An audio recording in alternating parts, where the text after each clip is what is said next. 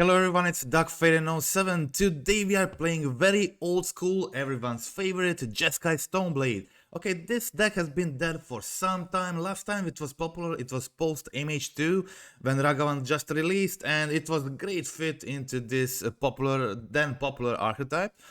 And it did well for some time. It had respectable results. I remember it being a very played deck for a short time on MTGO. And then it fell out of favor. It was replaced with mostly players that were playing this later just started playing Blue-Red Murktide, and Blue-Red Murktide was the most dominant deck in that era for some time. And yeah, this just got forgotten and crushed from time. But I think now there are a few more incentives to turn back to this list, because first, Blue-Red Murktide misses some very relevant answers to the popular decks right now. It's badly positioned, it's not played, it's not popular at the moment, replaced with the dimmer version. But what can we do with let's say Blue-Red or the Jeskai, trying to still utilize those two colors? Expressive Iteration, once most popular, best card in format, now almost seeing no play. I think Phlage is a very strong reason to try to go Jeskai with any versions of generic Ragavan builds. They were called like that on the websites.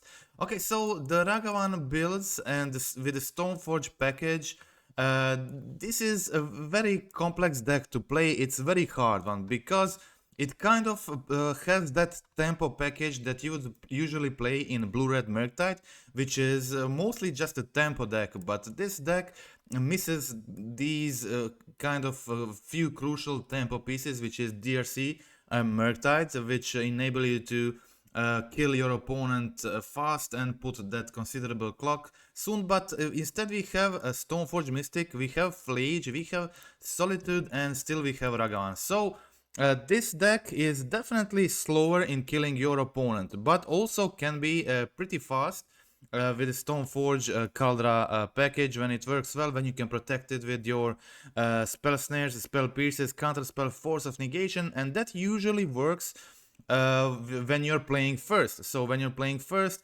you have time to hold the Counterspell for the relevant spells like Spell Snares, Counterspells, Force of Negation, then put your threat and kill them in a few turns. Okay, so sometimes the deck plays like that and it feels like you're playing kind of a tempo deck, but it's also often you're just playing a control deck with a lot of counterspells, a lot of removal. So I think this is partially the reason why this deck is very hard to play and hard to get good results with, because you have to understand what are you trying to do with this deck. It's not really that obvious to player just starting with it. Okay, so but we have all the good cards. We have Expressive Iteration, very good card for card advantage. In this type of decks we got Stoneforge Mystics, we got Teferi, Phlage, Ragavan. All of these cards can provide a lot of advantage on sideboard without really like drawing you card. They just are really strong, powerful cards. Okay, so on the sideboard, I got these two cards in the bottom. So these are two cards that are heavily considered for this deck. Firstly, I forgot to add Arena of Glory before starting this lead we are about to see. So I would strongly consider just adding Arena of the Glory to the deck, and probably as a 21st land. I just completely forgot about it before the league, but I think I would just add this and remove one playable from the deck. That could be Teferi, could be like one Ragavan, or could be like Spell Pierce, but I really like the one of Spell Pierce. So I would just remove either one Ragavan or Teferi, or even just one Solitude on the sideboard, and I would put that card probably just on the sideboard. Also, the card I was least happy with in the main board is Cryptic Code. I was very happy, and the reason why I initially wanted to do this list is Kaldra is very good hit with Stoneforge when you can protect the Stoneforge and play the Kaldra next turn. It's still very hard for a lot of decks to get rid of it.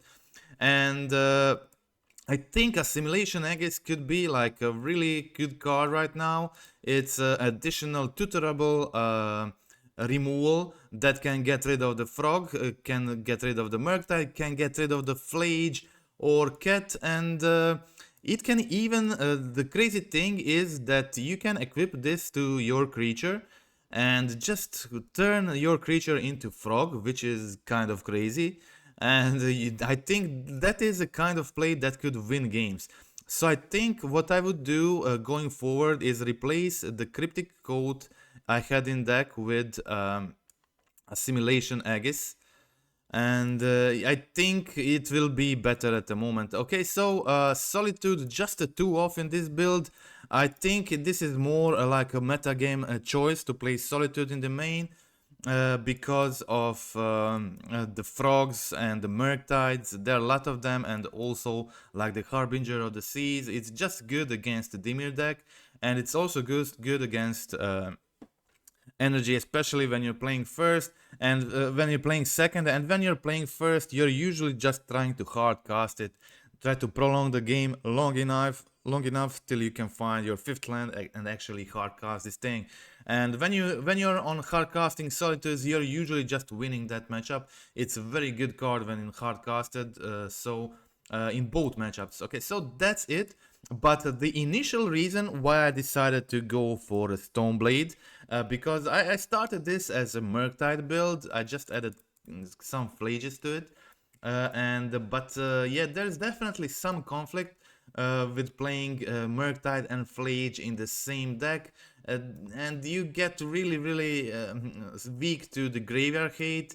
When Graveyard Hate kills both of your big threats, it's yeah, it feels bad. So after some thinking, I was playing against actually a Death and Taxes player with this deck, just the Murktide version, and yeah, this player would have Ether Vial, and they would have Stoneforge Mystic, and they would find a Lion Sash and just completely wreck me with the Lion Sash, exiling my Phlage every time. It felt like it was for free, and the Lion Sash just felt so good against Phlage.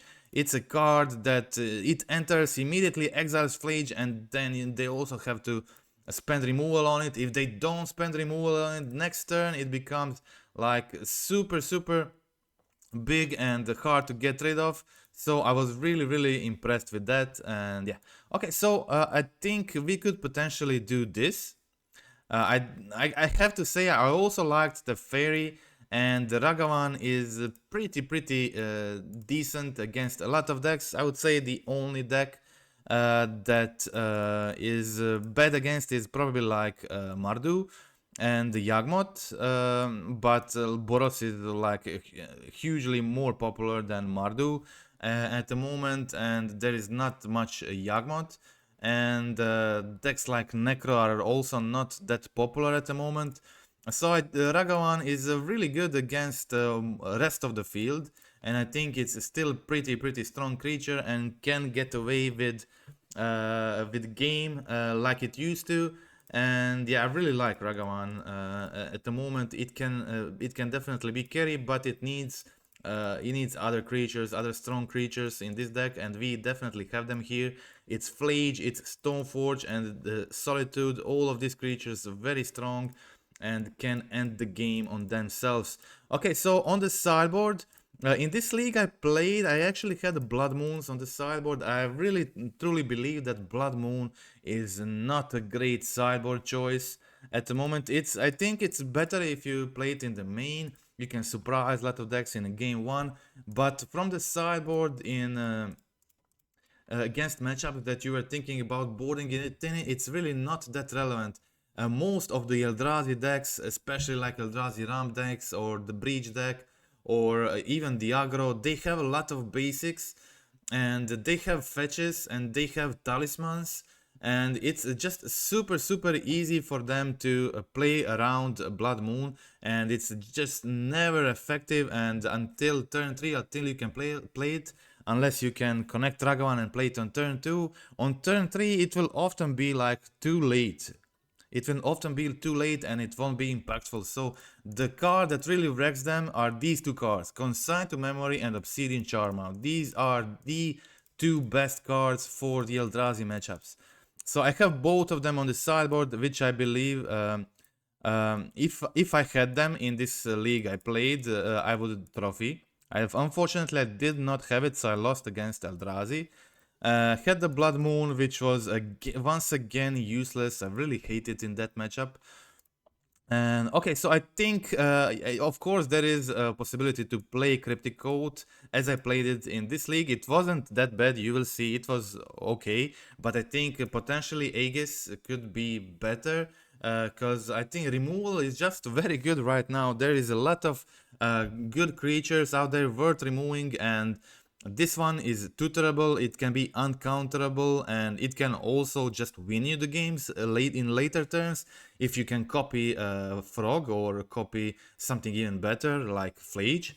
So lot of stuff going on, but you need to consider that these games go really long, especially the two matchups I mentioned, Dimir Frog and Boros Energy. So these matchups go really long. You play a lot of turns and things like this can really be impactful. So the most people consider this type of deck a meme, just a thing of a past, not playable at the moment. But yeah, I would definitely definitely advise you to just give it a try.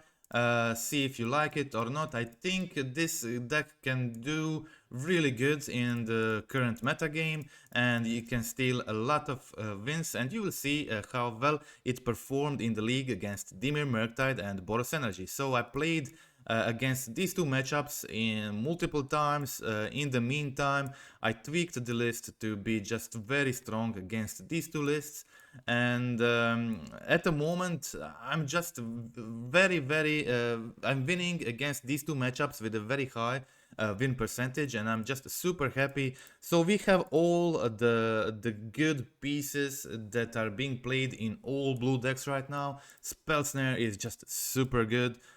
Spell Pierce is also very good. We have one in the main, one in the side, +2 Force of Negation. When you can combine these two cards, like in Dimir with Frog, you're combining them here with Stoneforge Mystic and Nimble Ragavan. Also Phlage, of course. So these can work very well, and these two guys can still do a lot of job if you can protect them with these strong spells. And you have to play patiently, you have to play smart. That's it. Okay, so in the sideboard, the rest of the cards are like Pyroclasm for the Boros Energy. Still very best card to play against them, combined with some Graveyard Hate. That is the best way to beat them. Okay, so 3 Soul Guide Lanterns and 3 Pyroclasm, Obsidian Charms, Consigns, plus some one-offs that we already play in the main. Okay, so time to check out the gameplay. Okay, let's start from match 1.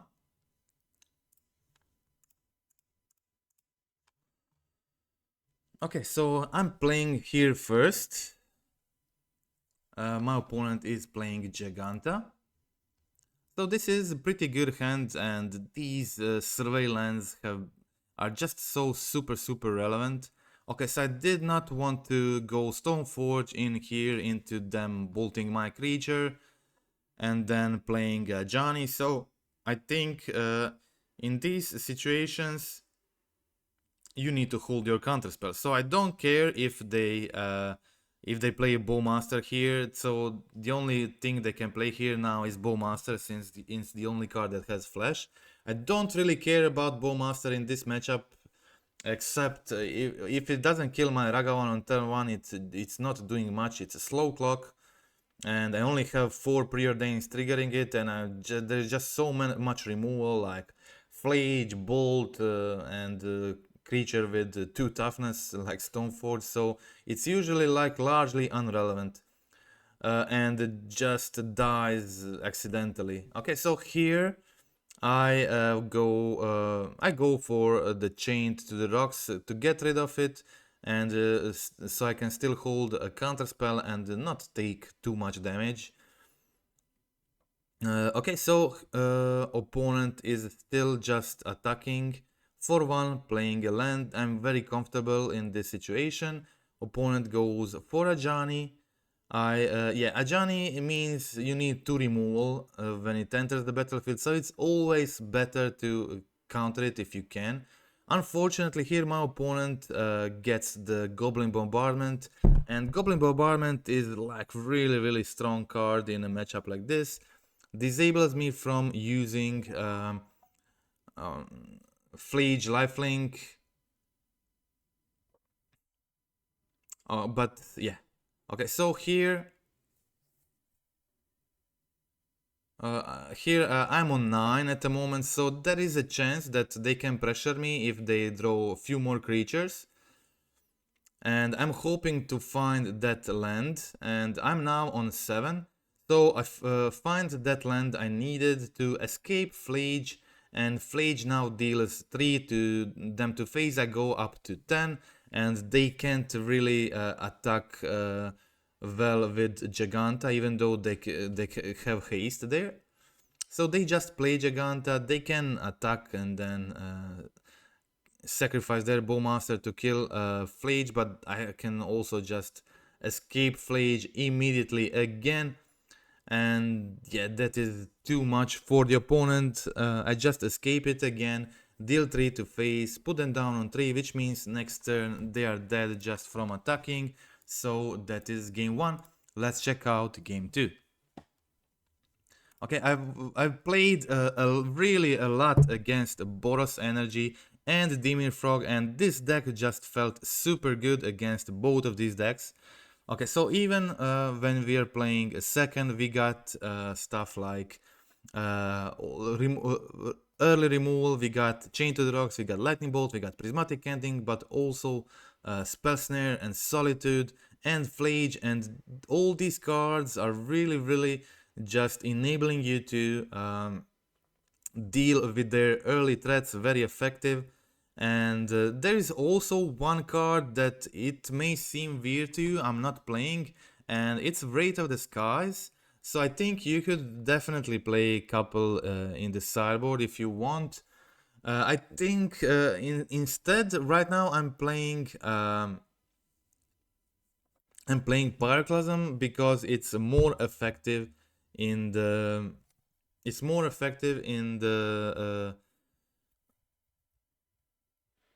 in the energy matchup, since in this deck I don't have tuned narratives which can make my Wraith of the Sky cost less mana, so I really want my mass removal to cost less mana. That is the reason why I went for that. Okay, so you can see here I play a land, play a removal, and then play a Graveyard Hate. I have really all the necessary pieces here. I shock in the Sacred Foundry, so I can potentially sacrifice the Lantern for draw if I feel it's necessary. Okay, but my opponent only played Ocelot Pride, so there was no need for that. And here I go, just finding the 5th land so I can hardcast my Solitude. And I already said, like, when you're in position to hardcast a Solitude against them, it's just very good for me. So yeah, I was hoping for them maybe to play something before combat. My opponent finds Phlage, but I also find Phlage, and I also have a Soul Guide Lantern on the field to remove their Phlage, and I have Spell Snares for their Unlicensed Curse. So here I am again in a situation very close to escaping Phlage from the yard, and also I can hardcast my 2nd Solitude, and yeah, this is just super strong. Opponent kills my Solitude here, but it's whatever, because I can just escape, Phlage again, kill the Ocelot, and my opponent is now on 1 card, playing against my 3 cards and the Phlage. They find the Static Prison for Phlage, but yeah, they're not in a great position. I even find another Phlage. I still need to fill my yard to play it, but all my cards are just so very good in this matchup. I only have removal and the mass removal and the Phlages and the Stoneforges. There is just nothing bad I can draw here except a bunch of lands, and I don't play many lands. And as you can see here, they played Bowmaster, so I board out to Ragavan. Ragavan can still be pretty good even against the Bowmasters, because you play Spell Snare, you play Counterspell, you have these 6 counters that can really protect it, and also often they will be tapped out. You can dash Ragavan, and sometimes they just won't have Bowmaster. And I also think they should probably board out like at least 1 or 2 Bowmasters, since there is nothing to kill with it except the Ragavan, and I don't play I only play 4 draw spells, like 4 preordains, which is not a big deal for me, so it's not even that good against this deck. So okay, I'm in just a super good position here, holding Counterspell and 3 removal.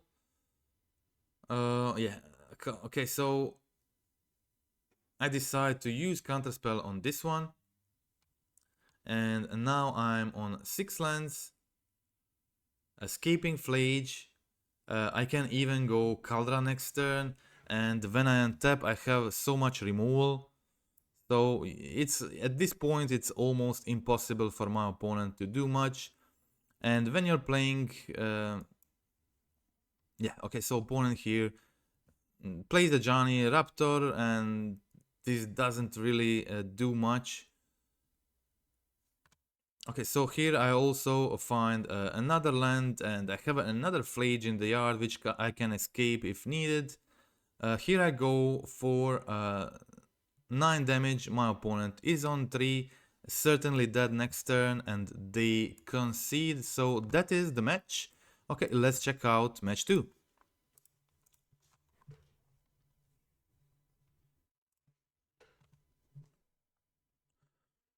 Okay, so I had to mulligan that one. Keeping hand with 2 lands, Preordain, Survey land, that seems like pretty keepable. Opponent starts with Gilded Goose, so can be Yawgmoth. I put both on bottom and just bolt the bird, pass the turn. Very good hand. I have double Phlage, double Expressive Iteration plus Phlage. Here I go for Phlage, and yeah, I have 4 lands in the graveyard. Again, killing their bird. It seems like their land screwed. So next turn, if I draw a land, I can actually escape Phlage, which is just super sick and completely wrecks them. Yeah, they have 1 land and everything they played is dead. And yeah, my opponent just goes for another draw, finds a second land, but then it's too late for them, and yeah.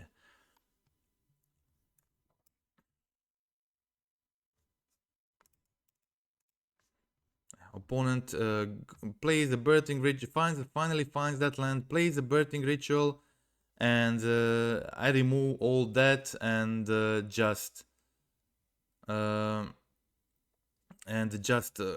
continue the game, just attacking for a couple more turns, holding Counterspell, and that sealed the game.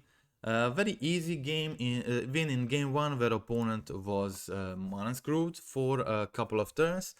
And yeah, let's check out. So since I saw the cat, I knew what my opponent is playing. They are definitely on the Samwise Amalia combo, probably. Okay, so here I surveil Soul Guide Lantern into the graveyard. I'm hoping at this point to find a red source. I have lands, but yeah, I would like a red source so I can play my Phlage, of course.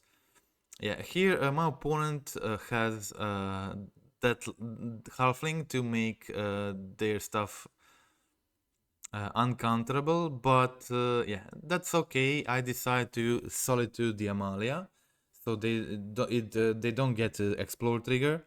And here I find a red source, which was great news for me.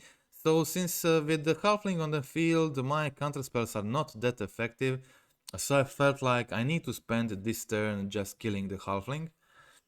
My opponent plays Samwise, plays Gilded Goose, finds makes another food token, and I top deck Lightning Bolt, which was great in this situation. I was able to kill the Samwise and hold the counterspell, plus I have a Lion Sash I can play next turn, which is very good against their graveyard combo deck. They go for a Volker. I decide to counter that one because it's a part of combo, risky to have that on the field. Okay, so here I play the Lion Sash. I have mana to grow my Lion Sash before they can play a Bowmaster or something like that. Also, I'm holding a Counterspell, and okay, so my opponent concedes after that. Next turn I can escape Phlage and it's just a game over. They don't have much, and the Lion Sash plus Phlage is definitely a lot for them to handle, so that is the game and the match. So let's check out match 3.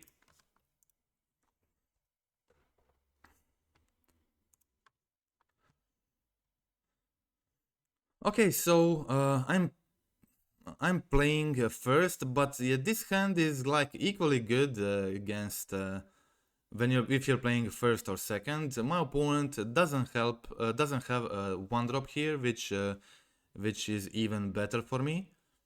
Okay, so I pass the turn here, shocking in the Hallowed Fountain, holding Counterspell plus double Snare.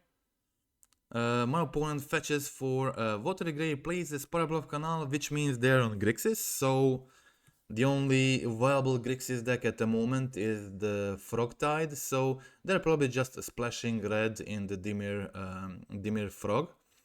Okay, so here I'm trying to be patient, holding the counter spells until I'm certain I can resolve something. And the Spell Snares are just super good in this matchup. They enable me to counter their counter spell, resolve my threat, and then still hold another snare for their turn, counter frog. So that can be very effective. As you can see here, I went for the snare. Opponent doesn't want to risk going counter spell, and then me resolving something strong on my turn, like the ring. Also, one thing about ring, it can definitely be played in this deck. So if you're thinking like, why would you play this deck if you can play a ring deck? Well, this deck plays some strong threats that you wouldn't usually play in the control deck. But Stoneforge, Mystic, Ragavan, Phlage, and Solitude are all very effective cards at the moment, and when protected with a bunch of counter spells like this play, they can be still very effective into finishing games. Okay, so as you can see here, Phlage is just a super strong threat to have in this deck against both of these decks. And the advantage of playing this deck is I have Chain to the Rocks, I have Prismatic Ending, and their problem cards right now for me would be like Psychic Frog and the Murktide, but I just don't care with this deck. I have like a Prismatic Ending, I have Chain to the Rocks, so I try to Phlage their frog, they counter it, okay, I just Prismatic Ending your frog, fill my yard again, well, escape Phlage again, then you can play your Murktide, I have Chain to the Rocks, plus escape Phlage again. It's just, it's a lot to for them to handle, and it seemed to me over I don't know, 4 or 5 times I played it. It seemed like it was a struggle for the Dimir and the Boros decks. Okay, so here I find a Cryptic Code. Cryptic Code got countered. I could just wait for a turn. I think like I would rather have them counter my Cryptic Code than Chain to the Rocks. I really want my Chain to the Rocks to be relevant here. I really want to be able to exile Murktide if they play it, because it's the only threat for me right now. My opponent is down on 12, so I go for Kaldra attack. Then Chain to the Rocks, exile their Murktide, and opponent concedes the match. That is it. Yeah, Chain to the Rocks plus Prismatic Ending, very powerful combination. When you combine this with Teferi, Phlage, it's just very effective against this deck. Okay, let's check out game 2 and the sideboarding plan. Okay, so in this one, they all probably play Bowmasters, probably. And the Lion Sash is not really that effective, removing all the instants and sorceries from their yard. So I keep a Cryptic Code and the Kaldra in this matchup as my premium like targets for the Stoneforge. I really like my Spell Snares, and but I got rid of some of the I got rid of the second Spell Pierce, didn't board in the 2 Force Negation. I just left the 2 of them. I already have them in. And yeah, so didn't board actually much in this matchup. Just 3-4 cards, and to bring in some extra removal, and that's it. Okay, so here playing a patient game again. I want to first find a basic. So if they kept, I don't think they're playing Harbinger since they're 3-color, and it would completely ruin their mana base. But yeah, I still went for the planes just in case it doesn't cost me anything. So okay, I went for I go for the preordain. Start with preordain, and then go for the Ragavan dash. I'm still holding the Spell Snare. I have so much removal, so I'm okay even if they like try to resolve some threat. I still have plenty of ways to answer anything they play, even like Murktide or Frog or whatever. Okay, so I go for Preordain again, find the land, and again just passing the turn. It was unnecessary actually to shock in here. I think I wanted to maybe try play something else. Okay, opponent goes for Frog, protected with Counterspell. I counter all that, and now they're tapped out. It's my turn. I can attempt to resolve either Teferi or Stoneforge Mystic, or just both. And yeah, here I go for Teferi and Stoneforge, and I resolve both cards. So up to my opponent to try to respond to this. They go Heat and the Push and the Murktide, so pretty good turn for the opponent. They also got Torment Script to exile my yard. So I first went for the Preordain to find a counterspell, then play the Chain to the Rocks. And luckily I sequenced that right, because they had a Force. And it was the last 2 cards in their hand, just the Preordain plus Force. So yeah, that went well. And yeah, okay, so here again now I'm in a super good position, so I can hardcast my Solitude. I can missing 1 land to hardcast the Kaldra, and here I find it, and there is just no way for them to get rid of Kaldra. They have 3 more turns to try to kill me, or they are just dying to this Kaldra. Okay, sweet thing here is I have 2 removals for Frog. And yeah, I go for Solitude first. Maybe I should have just went for the ending and like hold the Solitude in case they find a Murktide. Maybe that was a better play. Yeah, so because now my opponent finds Murktide and I didn't keep that Solitude, but for some reason my opponent plays Murktide just as a 3/3, and I was still able to kill the frog, play the Stoneforge, Cryptic Code, attack them down to 4 life, so that's it. Even if they played it as a 5/5, it's yeah, they still need a miracle. I don't think they even have a way to survive this, except maybe another sink into stupor. But yeah, that was it. Opponent concedes, and that is the match 3. Let's check out another win, and then we'll go watch the defeat in the end.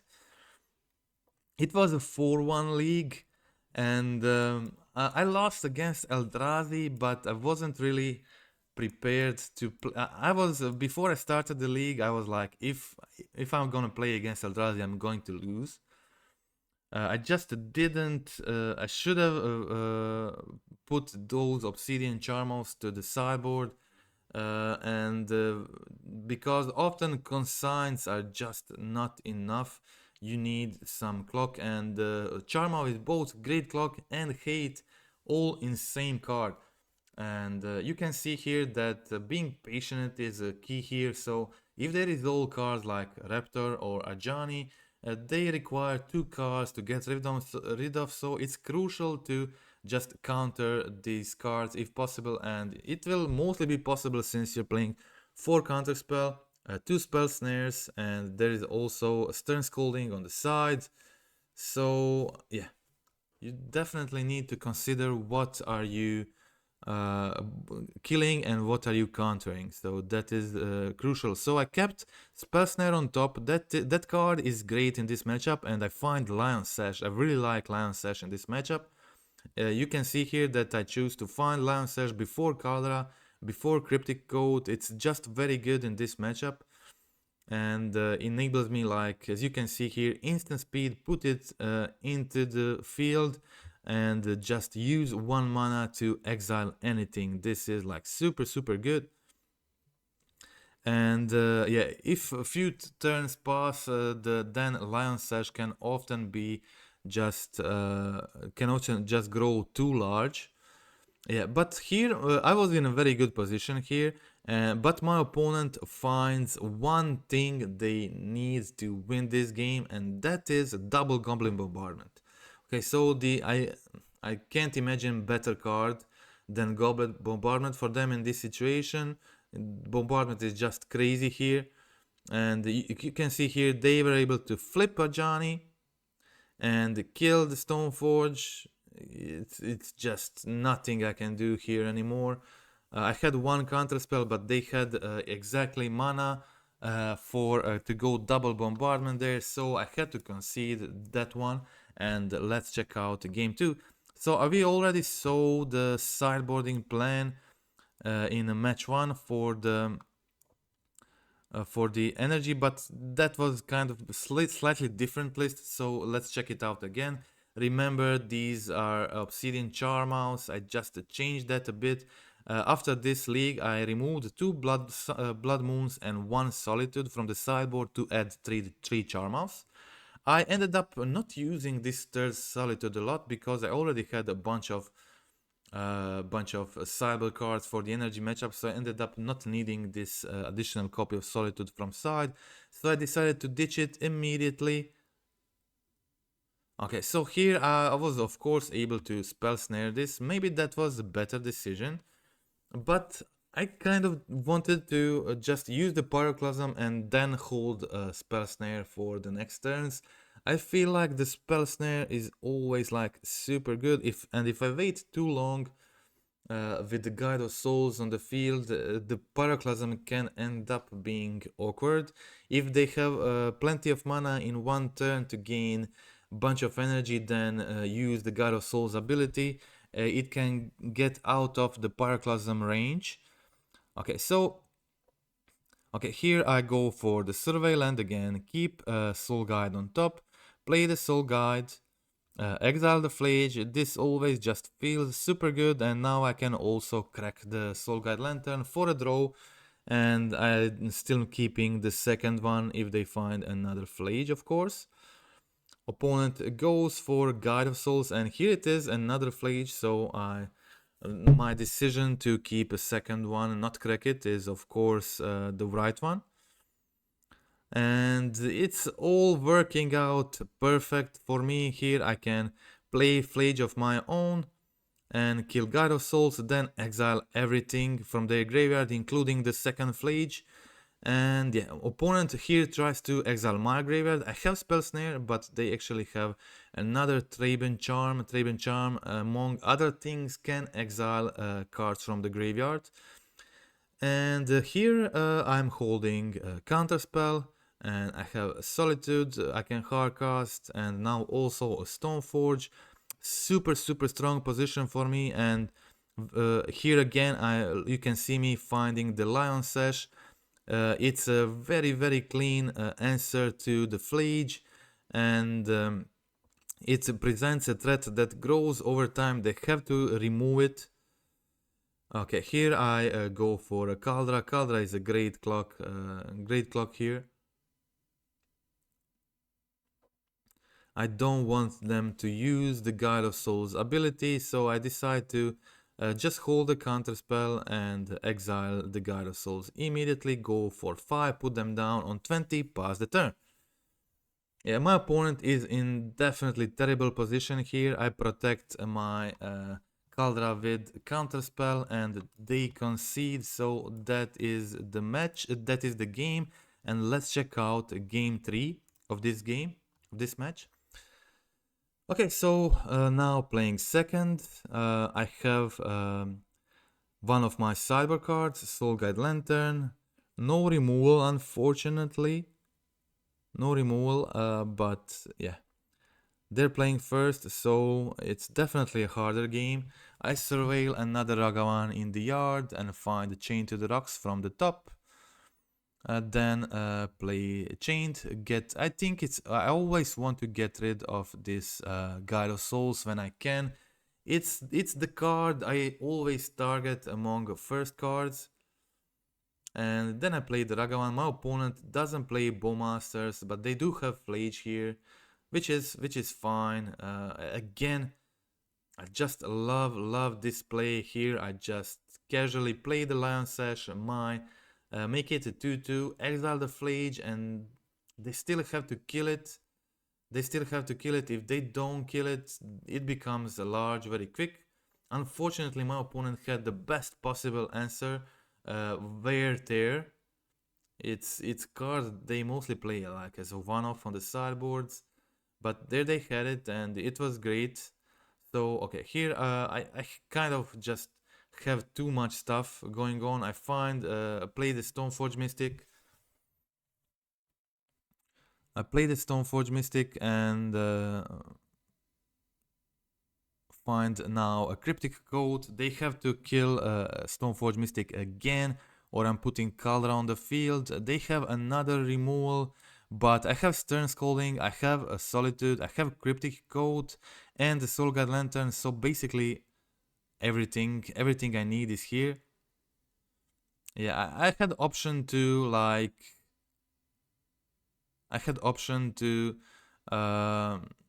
draw the card in response or clear their graveyard. I decide to take their graveyard.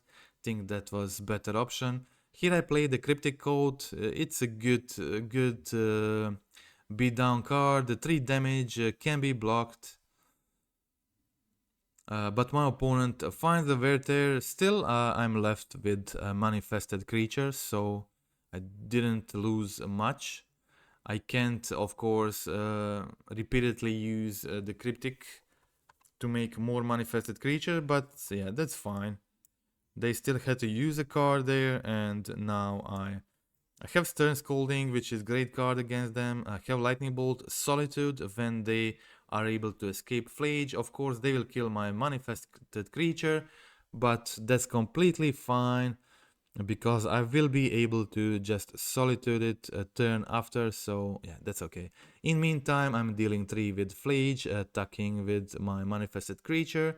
Opponent is now on 11 life. and I'm in just a super strong position. I stern scolding their Ajani, and my opponent was able to escape Phlage now, but they just decide to uh, concede anyway. So yeah, that was the match. That was the match. Another match against Energy. Another good, great win. I had plenty of those so far. And let's see the last match of this league. I was playing against Eldrazi. Unfortunately, didn't have my Charmouse and had to mulligan to 6 in the game 1. I did not know what I was playing against, and yeah, I unfortunately didn't have creature. If I had a creature, I think I would have great chances of, yeah. Okay, this is where this game ended. Okay, so obviously I'm playing against Eldrazi and their big turn is on 4 mana. So they have 5 cards in their hand. They started with Urza Towers. So I'm thinking if they have like Eugene's Labyrinth, they would play Eugene's Labyrinth on turn 1, play the Talisman then, and not just bother playing the Talisman on turn 2 with the Urza Towers. So my logic was, let's just ending the Talisman this turn, slow them down, then play Survey Land next turn, hold a counterspell their ring or whatever, and then turn after Expressive Iteration start looking for creatures. But yeah, the bad thing happened here, and that didn't work out since my opponent actually had Eugene's Labyrinth and a 7 mana card to put underneath it, and plus the 1 ring to draw a card, and I also draw Force of Negation immediately after that. So that was it. Yeah, that was it. I had relevant stuff in this game to try to win, try to do something, but yeah, that was too much. That surprise ring on turn 3 got me. Okay, so let's check out game 2. And let's see the sideboarding plan for the Eldrazi matchup. Imagine the Blood Moons are the much better Obsidian Charmouse. Obsidian Charmouse is like really strong in this matchup. And okay, so Solitudes go out, Lion Surge goes out. It's not really that doesn't do much in this matchup. Spell Snares are terrible again, except for Talismans. They don't play almost anything. Here I decide to force their Talisman and go for Stoneforge on turn 2. I have Kaldra. This means it's a 4 turn clock, and I have Consign. I have Force of Negation. So yeah, I wanted to hardcast this Force of Negation. So when I find Ragavan, I decide to not go for Kaldra this turn, but go for Ragavan instead. And now I can hardcast my Force of Negation. And if not, I can just put Kaldra into play end of turn. So I do that. I decide to do that. And the opponent unfortunately has a Kozilek's command here to kill my Kaldra. That is fine. I continue attacking for 3 here. Digging with Expressive Iteration, with Preordain. At this point I'm holding a hard cast of Force of Negation. They have Karn here, so I definitely want to use that. And I have two good attackers here. Opponent doesn't have anything at this point, 0 cards in their hand. And yeah, so another Stoneforge, another Preordain in hand, and I also find the 1 ring from the top of their deck. So I was okay even without the ring, but hitting the ring from the top was just super good. Yeah, as you can see here, I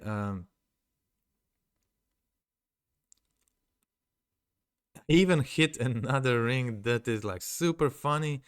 I was able to play another ring if I wanted. That it wasn't necessary, so I just play Stoneforge. This way I can use a Consign with Replicate to counter Devourer plus its ability, and also put Cryptic Code into play to attack for 3, 4, 5, 6, 7 damage next turn, which is very close to lethal. And yeah, my opponent concedes on the Consign. So that was game 2.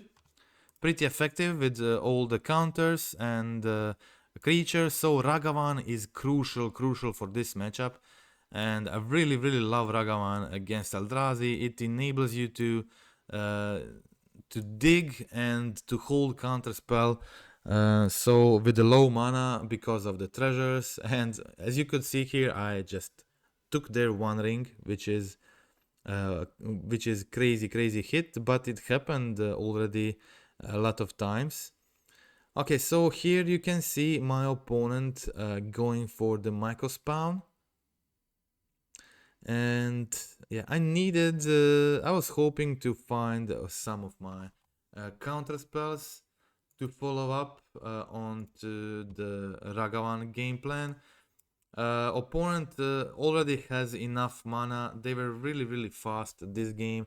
They already have enough mana to kicker their micro spawn on turn 3. That is pretty good. Okay, still I have Chain to the Rocks here, connecting with Ragavan, holding Counterspell, and they are only on 2 cards in hand, so I'm still good. Also taking their Devourer Destiny is sweet. But my opponent has another Sowing Microspan, and this time Chained to the Rocks didn't do well for me. I didn't really think about Sowing Microspan, killing my Chain to the Rocks before I started this. I didn't play against Eldrazi matchup too much, so yeah. They took my lands and I was not able to play out my spells anymore, so that was it. I conceded here, so if I had enough mana to play this iteration, find some way to deal with this card, that would be a different game. But the opponent was too fast this one. They had this micro spawns dealing with my Chain to the Rocks was pretty good. So yeah. That's it. That's the entire league. Hope you like the league. Hope you like the gameplay. Friendly reminder to click like, click subscribe. I'm really interested to hear your thoughts about this build. As I said, it's not just this league. I played like 4 or 5 leagues with it, and I don't think I lost to energy maybe once. And I had like certainly like 6-7 wins against them. I won against Dimir Frog multiple times and had a very good feeling playing against them. So having Phlage against them, plus Solitude, plus these cards like Chain to the Rocks and Prismatic Ending, and follow all that up with Spell Snare and Counterspell, it felt disgusting at times. As I mentioned before, this deck could potentially play the One Ring if you really want it. I don't think it's necessary, but it could support it and it would be pretty decent in the deck. I think to do so you would need to up your land count to like 23, since you're playing Preordain and you want to be able to always have like 4 mana on turn 4, then you probably need 23 lands.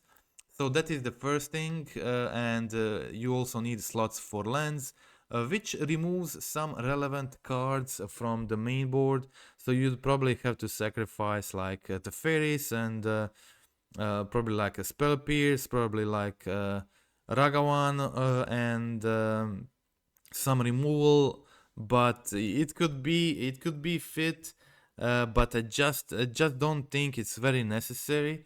And as I already said, I forgot to add this Arena of Glory before starting. I think I would definitely do that. It's not Arena is not super necessary here, but I think it's still good enough to play it. And there are some cards you can remove for it. It's like put this Teferi on side. That seems like a good option. Or like one Ragavan, or just leave it without it. Yeah, these are the options. Okay, so again, thank you for watching this far, and I think this deck can really do the necessary job against the most popular decks right now, and with the correct hate you can fight these matchups we lost in the last game, like Eldrazi.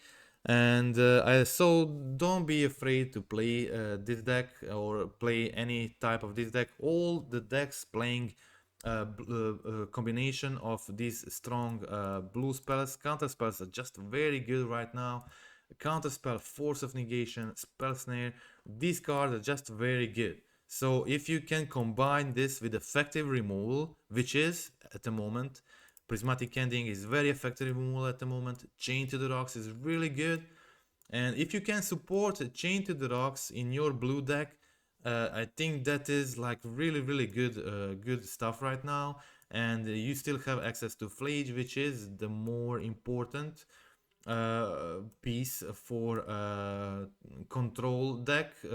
This is not a full control obviously, but it is kind of decks that we're used to call generic Ragavans, like Ragavan StoneBlade, using a lot of counter spells and removal, and have answer to basically everything. So especially I think, as I commented in the beginning, I would probably go for Assimilation Aegis in the main board, instead of Cryptic Code, then put Teferi on the side, probably instead of some removal, since we are adding one removal to the main in the Aegis. So that's it. Again, thanks for watching this far, and goodbye.